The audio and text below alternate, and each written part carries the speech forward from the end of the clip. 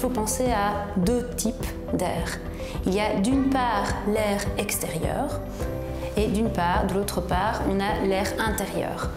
Et donc, qu'est-ce qui est le plus pollué? C'est tout ce qui est air intérieur, puisque tous les polluants de l'air extérieur peuvent entrer et s'accumuler en fait dans l'air intérieur. Au niveau de l'air intérieur également, quand on est à l'intérieur, on place du mobilier, on place des plantes, on place des personnes et là on se retrouve avec potentiellement des sources polluantes. Et donc généralement on considère que l'air la plus polluée est l'air intérieur. Les effets d'un air pollué sur la santé sont multiples. Donc, il y a par exemple tout ce qui est somnolence, des irritations, que ce soit au niveau des yeux, au niveau de la peau, des maux de tête, des troubles de l'attention, de la concentration. Et alors certaines pathologies peuvent également arriver. Par exemple, vous pouvez avoir le développement de l'asthme, développement d'allergies ou alors même avoir le développement d'un cancer. Et ça, tout dépend du type de polluant que l'on peut retrouver dans l'air intérieur. Donc les sources de polluants dans l'air intérieur, ça peut être lié aux occupants et donc à leurs activités. Quand on voit les occupants, donc ça peut être les travailleurs, les visiteurs, et donc être lié à leur parfum ou à la présence d'animaux domestiques qu'ils ont chez eux. Aux activités, ce serait plutôt à ce qu'ils vont concrètement faire. S'ils fument, donc on a des fumées de tabac. On a tout ce qui est en deuxième point, l'état général et l'infrastructure du bâtiment, où là on peut avoir la présence de moisissures ou la présence d'amiante dans certains bâtiments qui donc pourraient polluer l'air intérieur. Nous avons aussi l'environnement extérieur qui est extrêmement important puisque la qualité d'air extérieur va influencer la qualité d'air intérieur. Et donc selon si on se situe en ville ou alors dans un milieu rural, on n'aura pas les mêmes polluants extérieurs. En ville, on aura plutôt la pollution, je vais dire, liée aux embouteillages ou aux voitures. Et de l'autre côté, donc du côté rural, on aura peut-être de la pollution liée à des activités agricoles. On a également une autre source qui est les matériaux, l'ameublement. Donc tout ce qui rentre en fait à l'intérieur d'une pièce peut être considéré comme une source polluante. Donc dans ce cas-là, tout ce qui est mobilier, bureau ou aussi textile, des rideaux, des coussins, des tapis ou aussi des plantes. Donc des objets de décoration, des plantes peuvent être sources polluantes. Et il y a également des pollutions spécifiques qui sont liées au secteur d'activité. Donc quand on rentre dans une industrie, si c'est une menuiserie, eh bien typiquement on a une pollution en sciure de bois, en poussière de bois.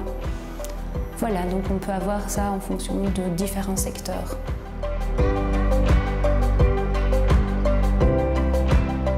Chose à faire, c'est d'être bien équipé. Pour cela, il faut un appareil photo parce que les photos sont extrêmement importantes. On voit notamment des sources polluantes qu'on n'a peut-être pas vues lors des visites et on les voit par après sur les photos. Un carnet de notes parce que c'est une enquête et donc toutes les observations, toutes les questions qu'on posera devront être posées sur le papier. Et ce qui est le plus important, c'est la collaboration. Et donc arriver à discuter avec les personnes qui sont présentes et qui occupent les locaux concernés.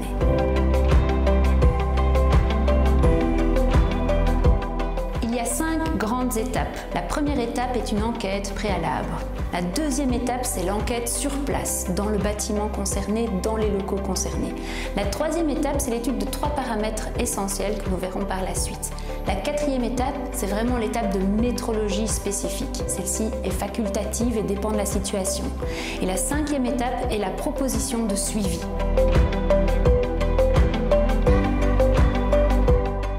Les acteurs de la mise en route d'une enquête par rapport à la qualité d'air sont d'abord les travailleurs. Ce sont les travailleurs qui vont communiquer, faire remonter leur inconfort, des problèmes qu'ils ont observés auprès de leurs délégués, auprès du conseiller en prévention, auprès du médecin du travail. Cela remonte en fait au niveau du CPPT. Au niveau du CPPT, il peut y avoir à ce moment-là une prise de décision sur qu'est-ce qu'on va faire, qu'est-ce qu'on va voir et surtout quels bâtiments sont concernés et dans lesquels on doit aller observer.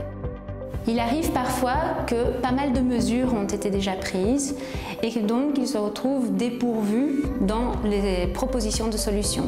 Dans ce cas-là, ils peuvent faire appel à leur service externe de prévention et protection au travail pour une demande d'intervention, pour vraiment une intervention spécifique pour la qualité d'air.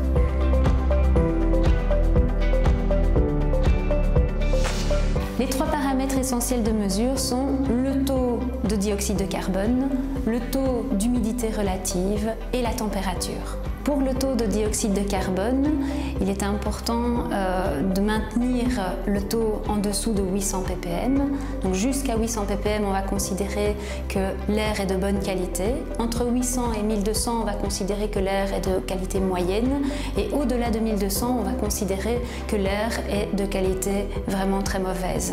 À partir de 800 ppm, on peut voir apparaître de la somnolence, on peut voir apparaître également des troubles de l'attention, de la concentration, et donc cela peut perturber le travail et la productivité.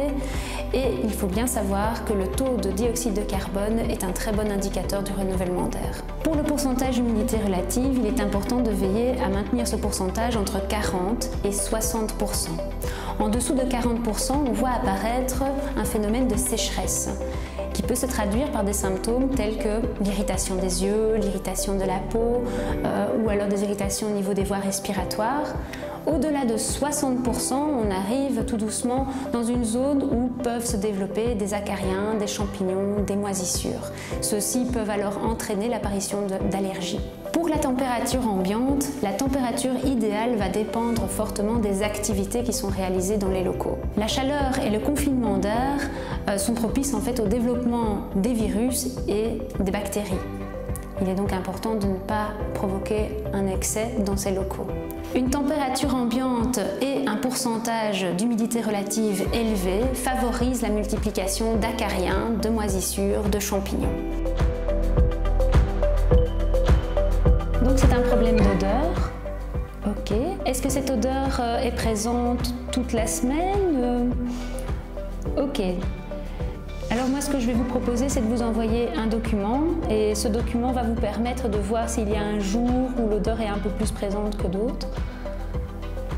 Ok, est-ce que vous pouvez me donner une idée un peu de cette odeur? Non. Donc cela concerne plusieurs personnes, plusieurs bureaux. Ok, ça je vais noter. Tout un plateau. Est-ce qu'il y a eu des changements récents? Vous avez peut-être effectué un nettoyage particulier ou alors vous avez peut-être fait intervenir une entreprise pour des rénovations ou peut-être vous avez repeint un bâtiment à côté ou un local, non? Ok, ben ça je vais vous demander alors de faire un peu l'historique des activités qui se sont passées. Et ça fait combien de temps que cette odeur est présente? Ça fait déjà un bon mois. Ok. Au niveau de l'environnement extérieur, vous êtes plutôt dans un environnement, plutôt une ville ou c'est... Ok, donc environnement urbain. Ah, et il y a eu un nouveau bâtiment qui vient d'être construit juste à côté. Donc oui, donc ça c'est un changement au niveau de l'extérieur. Merci beaucoup. Je viens pour le problème d'odeur. Est-ce que c'est une odeur qu'on m'a dit plutôt intermittente, donc pas tout le temps? Est-ce que c'est ce que vous ressentez? Oui, c'est vraiment, y a des moments où c'est plus fort, on le sent vraiment très très fort. Et puis il y a des moments où on ne s'en rend pas du tout compte, donc c'est vraiment très fluctuant. D'accord, alors ce que je vais faire, c'est que je vais vous mettre un document ici sur votre bureau. Et en fait, c'est simple, c'est tout simple à remplir, simplement dire à quel moment vous sentez cette odeur. Et cette odeur en question, vous savez la caractériser? À quoi ça vous fait penser? C'est un peu une odeur un peu comme des odeurs d'égout. D'accord, c'est plutôt lié aux égouts. Je ne sais pas si c'est ça, mais ça me fait penser un peu à ça. Et ça peut vraiment être très très prenant et vraiment un peu donner la nausée ou un peu mal à la tête. D'accord. Vous êtes situé où par rapport aux toilettes ou est-ce que vous avez un évier? Elles sont juste là en face? Juste à côté, oui. Ok, et alors ici je vois votre fenêtre. Est-ce que vous savez qu'est-ce que vous avez à l'extérieur? Est-ce qu'il y a par exemple un local poubelle ou non? Je pense pas, c'est juste la route. C'est ok. cadre de l'enquête sur la qualité de l'air, on va placer ce petit appareil. Ce petit appareil mesure 3 paramètres. Il y a le taux d'humidité relative, il y a la température ambiante et il y a le taux de dioxyde de carbone. En fait, ça va juste enregistrer ce qui se passe au sein de votre bureau et on va avoir comme ça une idée du renouvellement d'air, notamment avec le taux de dioxyde de carbone. Alors ce qui est important, je vais le placer mais pas trop proche de votre ordinateur pour éviter que la température n'augmente trop. Je ne vais pas le mettre aussi à côté de la fenêtre parce que sinon le soleil va donner dessus et la température risque aussi d'augmenter. Ni trop près de vous, puisque sinon là vous allez avoir les taux de CO2 qui vont augmenter. Donc je vais le mettre, je dirais, à une distance comme ceci. Je vous ai rassemblé aujourd'hui pour faire le bilan de l'enquête par rapport à la qualité d'air. Donc j'ai analysé la situation, j'ai interrogé les travailleurs qui étaient concernés par le problème et donc nous avons également effectué quelques mesures, les mesures avec le taux de CO2, avec le pourcentage d'humidité relative et avec la température. Et j'ai déjà donc quelques résultats à vous montrer et ainsi que quelques recommandations déjà à faire. Donc principalement ce sont des problèmes au niveau de la ventilation. Donc il va falloir demander à l'installateur de vérifier qu'il n'y ait pas un problème au niveau de la ligne de la ventilation. Il faudra voir également pour changer les filtres probablement. Il y a également quelques petites recommandations que j'aurais à faire sur le système d'évacuation d'eau de pluie qui apparemment fait qu'il y a une odeur d'égout qui arrive au sein des bureaux. Donc voilà, et je pense que ce qui est important, c'est que si vous mettez déjà ces recommandations en pratique, eh bien, il faut refaire un bilan par la suite et voir si les travailleurs ne se plaignent plus des problèmes d'odeur et ne se plaignent plus de manière générale voilà, sur la qualité d'air de leur bureau. Voici 2 cas concrets que j'ai rencontrés lors de mes enquêtes. La première, c'est le bureau maudit. Donc, qu'est-ce qui s'est passé? Le médecin du travail, en fait, avait recueilli des plaintes d'une personne qui développait comme de l'eczéma et de l'irritation des yeux et de la peau. Et il y avait aussi une charge psychosociale qui était présente pour cette personne. Et donc le médecin, en voyant ça, s'est dit c'est probablement le stress. Il y a eu pas mal de choses et a changé cette personne de service. Seulement, la personne qui est arrivée après et qui a pris la place dans ce bureau, quelques mois plus tard, a développé exactement les mêmes symptômes. Donc le médecin, là, a été interpellé. Donc ce qu'il fait, il m'en a parlé, donc je lui ai directement dit « Ok, on peut aller directement sur place et aller observer sur le terrain ». Alors ce qu'on a fait, c'est qu'on a mesuré les 3 paramètres essentiels. On a aussi analysé le système de ventilation et de climatisation. Et il s'est avéré qu'en fait les bacs de condensat n'avaient plus été nettoyés depuis une dizaine d'années. Et donc on avait repéré également que le local n'était pas nettoyé de manière régulière. Et donc on a proposé de nettoyer le système de ventilation, nettoyer le système des bacs de condensat et également nettoyer le local. Et quelques temps plus tard, on a refait les mesures et en effet, il n'y avait plus d'agents microbiologiques présents dans l'air et qui auraient pu donner ce type de symptômes. Donc le deuxième cas, c'est une situation liée au mobilier. Donc plusieurs personnes dans l'entreprise se plaignaient de mauvaises odeurs et aussi de maux de tête. Nous avons donc été directement sur place et dans l'historique, ils venaient en fait de changer tout leur mobilier. C'était du beau mobilier design avec beaucoup de cuir. On a donc proposé de faire des mesurages beaucoup plus poussés et donc d'aller voir jusqu'au composé organique volatile et on a mis en évidence dans notre analyse la présence du DEHP. Alors le DEHP, c'est un perturbateur endocrinien, il est donc reprotoxique, il peut engendrer des troubles de l'érection, des troubles de la libido, en fait il inhibe la synthèse de la testostérone. Mais donc on peut avoir des situations parfois un peu particulières où on tombe sur des substances qu'on n'attend pas. Il faut savoir que le DEHP est depuis interdit dans la fabrication du mobilier au sein de l'Union européenne.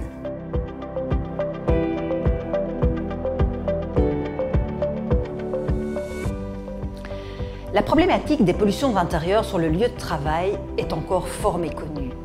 Chacun réagissant à sa manière aux contraintes extérieures, il est souvent difficile d'établir clairement un lien entre des symptômes et les risques professionnels.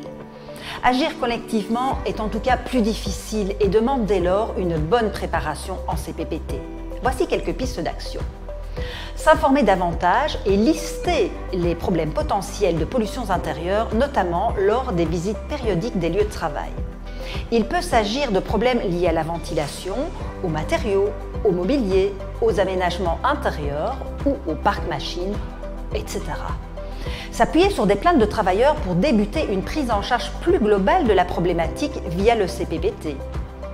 Réaliser un travail de fond au sein du CPPT, intégrer les problèmes de pollution intérieure dans l'analyse des risques et inclure les mesures de prévention et de correction dans le plan global de prévention et le plan annuel d'action. S'assurer de l'existence de l'inventaire amiante.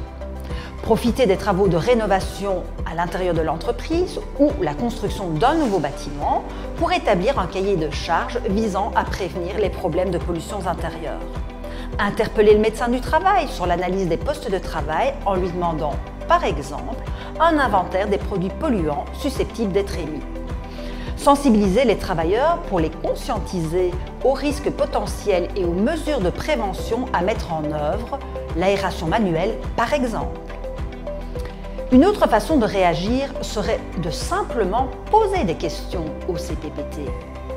Les problèmes de pollution intérieure ont-ils été identifiés et intégrés à l'analyse de risque? Les normes de renouvellement d'air sont-elles respectées? Des analyses de l'air intérieur ont-elles été réalisées?